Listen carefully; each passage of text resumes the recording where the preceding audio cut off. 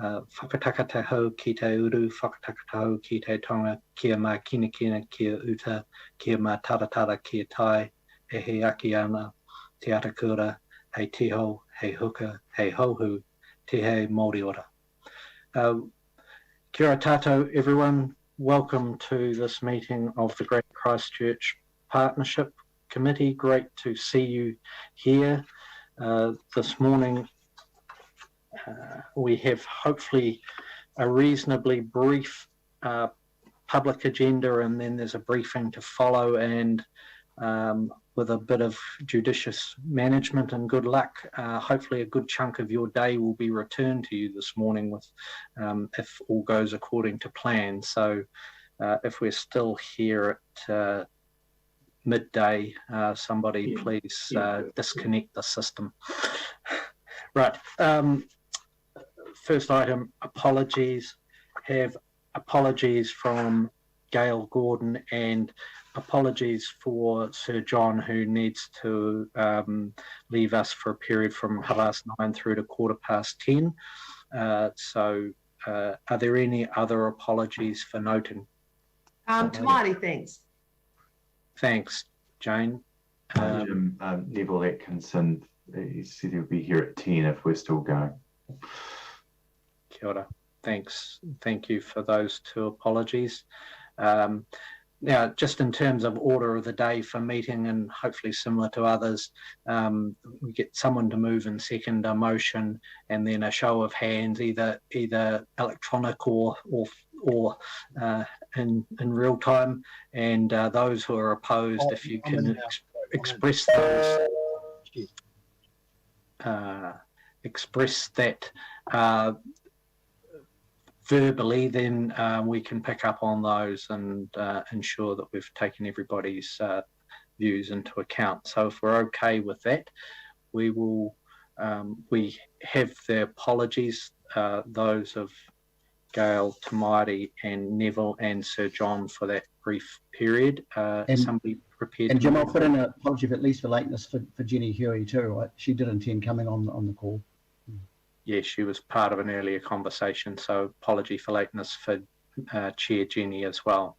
So we have a mover of that. Is that Phil? I'm happy to move, Jim.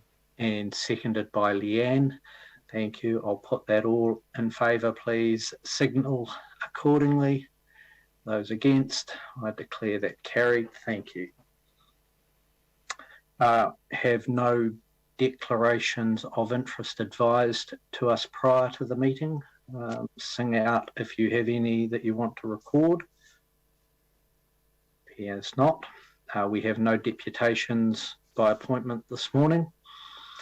And we move then to confirmation of minutes. And Nathaniel signalled that he wasn't going to put those up on screen unless there were any concerns. So are there any matters in terms of accuracy or completeness in respect of the minutes? So moved Mayor Leanne, seconded Mayor Dan. I'll put that. All those in favour, please signal or indicate. Against? I declare that carried. Thank you. Now we move to the only substantive item on today's agenda, which is Greater Christchurch Partnership and Urban Growth Partnership Memorandums of Agreement, and that is on page 13 of the agenda. And I'd like to invite Anna to speak to the paper. Please, Anna. Thank you.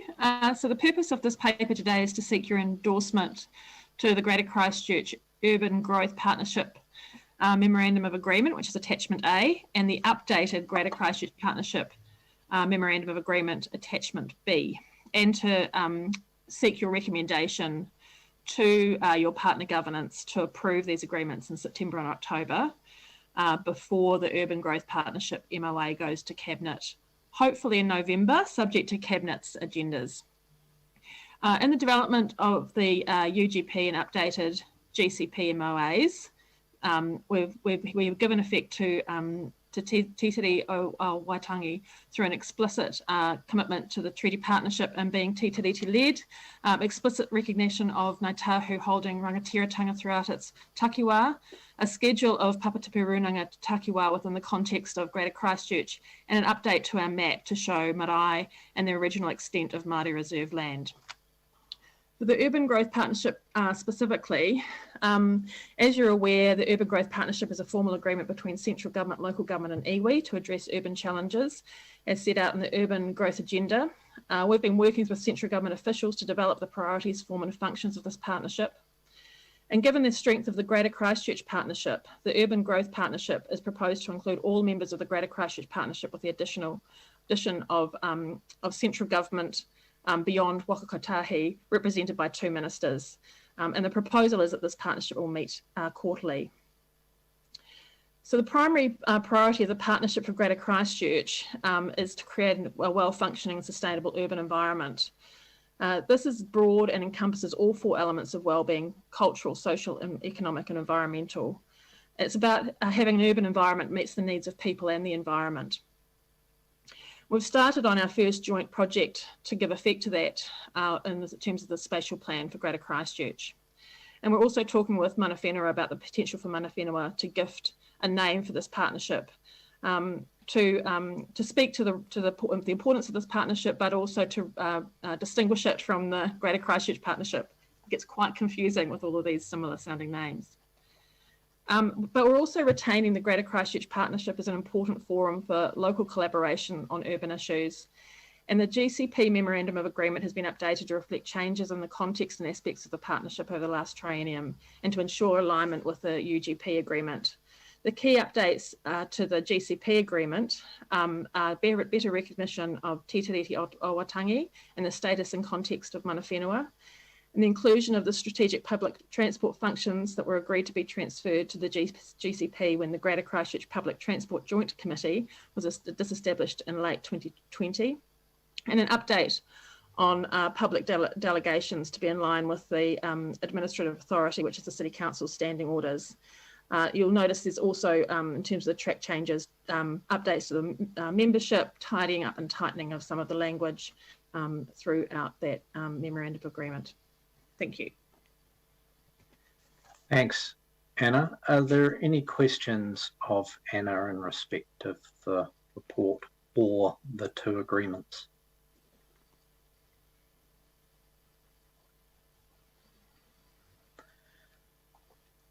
There appear not. So with that, is anyone prepared to move? And there are a series of recommendations, both to endorse those 2 agreements and then to make a series of recommendations to each respective partner. So Mayor Dan, I see signalling a preparedness to move, and Mike to second. Mayor Dan, would you like to speak to that? Just briefly, it's really covered really well in the recommendations. It's been to our council recently, and they're very supportive of this direction. We've been wanting, as we said at our last meeting, we've been wanting this partnership and to pursue this for so many years. So we're finally at the table and we're almost there. Really support us progressing with this. We've got no feedback on the paper. It's really well written. The memorandum of agreement seems fine with me, so I'm very comfortable with recommendations there, and just urge everyone to support this, because it's a really important step in the next phase of where we take the partnership. So it's great work, and I just acknowledge all the work that's gone in behind the scenes from our staff and also at an elected level in the support of this. Thanks, Jim. Thanks, Mayor Dan. I've got Mike as seconded. Did you want to speak?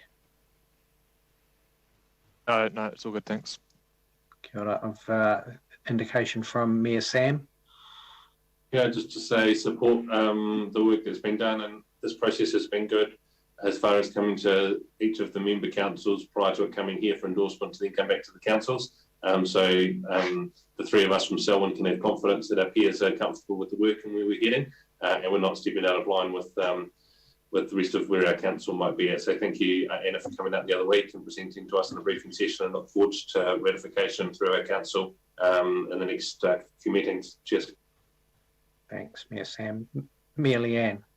Just to report to colleagues that we took a recommendation through council yesterday that the decision making be delegated to the Finance and Performance Committee, which will meet before the end of the month, which leaves us in the time frame to be able to endorse this for taking forward to central government. This is something that councillors have wanted for a long time, the ability to engage at the highest level in a strategic partnership with central government and local government, regional government, working together on the urban development context, which includes obviously the transport and all of those other wider issues. So, and I just think that we should never underestimate the value of the collaboration across the different sectors and the partnership that we're developing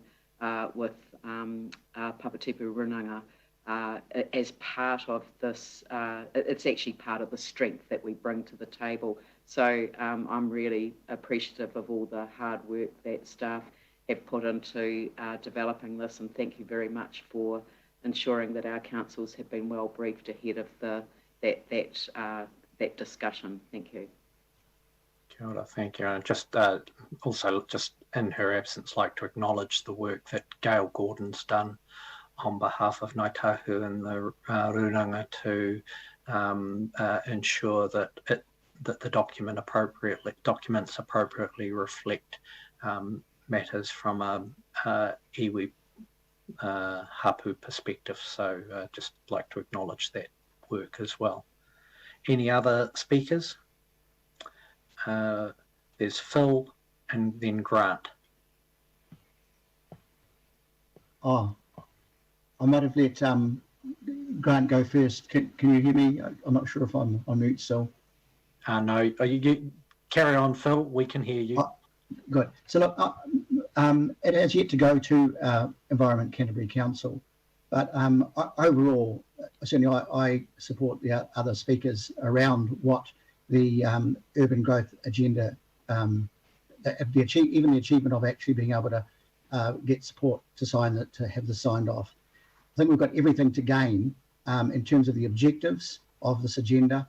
Okay, the government have asked us to do this. It's a great opportunity for us at our local government area to actually work with central government, and especially around that whole much needed area of affordable housing, coupled with land also being affordable. And there's nothing I think overall in the other objectives that we would disagree with. And clearly having reducing emissions right up there is really to everyone's advantage in terms of how climate change must be addressed. So I think I'm sure our councillors, while everyone might like to see a few more things in it, in fact, are very pleased with the outline in the report today. All right, thanks, Phil. Grant.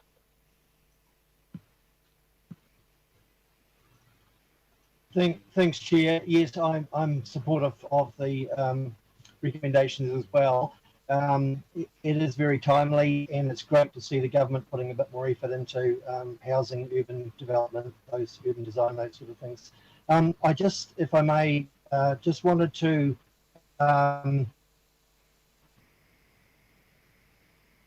express concern.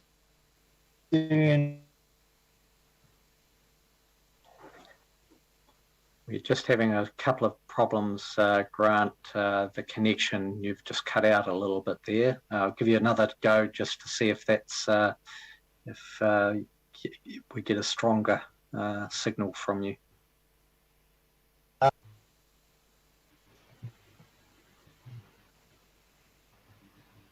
Can you hear me, Jim? Just now. Have a go now. Turn your camera off, you'll probably get better bandwidth. Turn the video on. Okay, I'll turn my video off. Can you hear me? Yes. Okay, cool. Sorry. I don't know if you heard the first, but yeah, really supportive of the recommendations, really timely. Good to see the government and ourselves coming together to facilitate improvements to our housing stock and housing process, urban development, that sort of thing. I was just wanting to talk briefly, Chair, about just expressing concern that we didn't manage to get that amendment to the terms of reference on 9.2 that we discussed at our last meeting. And we sort of agreed in principle to see if we could amend the wording to include the word quality. And I understand why, and for the reasons of expediency, and that we deal with this matter later. But what I'd like to do is just ask if the committee could endorse the preparation of an action note for Environment Canterbury to work with partners to prepare a short paper outlining the reasons for ensuring that word becomes visible in terms of our thinking going forward, and because it's something that our communities are really had said that they wanted, quality urban environments. And maybe we bring a paper back to the committee for discussion after the MOU's been signed, and possibly with the intent to, at a later date, preparing a variation to the agreement, which is possible under clause 17 of the MOU. And I just wondered if there was some support for just preparing a note for us to discuss, and then figure out what we want to do with that later. Okay, thanks, Grant. I'm sure we are all aspiring to quality urban environments, and we would want that incorporated into our thinking and the design of our work, rather than try and deal with it as an amendment to them or an addition to today's agenda item. I'd perhaps look to Anna to just ensure that matter is not lost and brought back to us as part of our further conversations. And if over time there's a preparedness to make some amendment to the agreement, we can look at that then, but importantly ensure that the essence of your observation and concern is embedded in our work. Anna's got a comment to make there too. Yes, and apologies, Grant. When we did talk to central government, we got strong pushback on their changing to what is a sort of a defined set of wording. However, we're going to talk about spatial planning a little bit in the briefing agenda. And one of the key first steps in that is to get our urban growth principles, our urban form principles agreed, and that is a really good opportunity for us to make sure that we've got wording that really reflects the aspirations that we've seen through Greater Christchurch 2050 and the aspirations of councillors about how our urban form needs to evolve. And so the word quality, I think, will be absolutely central to that. Great, thank you very much, Chair. Thanks, Anna. Thank you. Are there any other speakers? Appear not. I'll put the motion. All those in favour, please signal. It's every hand is up. Those against, I declare that carried. Thank you, Anna, for your work, and others who have made that come together. That's a great piece of work and a really tremendous step forward. So thank you very much for that. Okay, with that draws the open meeting to a close, and I will close. Before you close the meeting, yes, can I just ask, we've talked in the past about meeting in each other's spaces, and particularly holding something at Marae at Naituakarere, and just want to know where we're at with the planning of those meetings, and whether they're going to be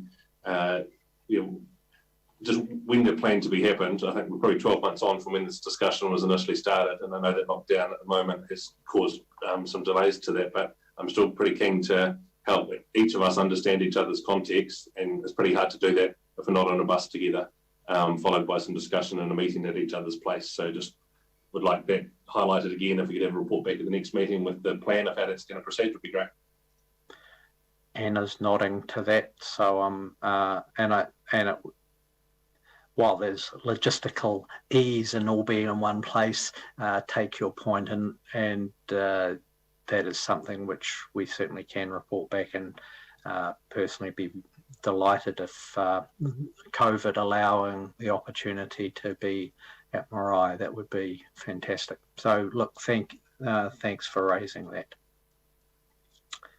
Are there any other items of business that we can't deal with through our briefing time? I'd suggest we should hold any other matters to briefing. Great. Okay, with that I will close. Anua te pau whiri marama, toko ka te ao whatu tangata, te tai ki ranga, te tai ki raro, te tai ahurau, homie, hui, tai ki e. Can I thank you for your attendance and contribution, and declare the meeting closed at 9:24. Thank you, and stay on board. We have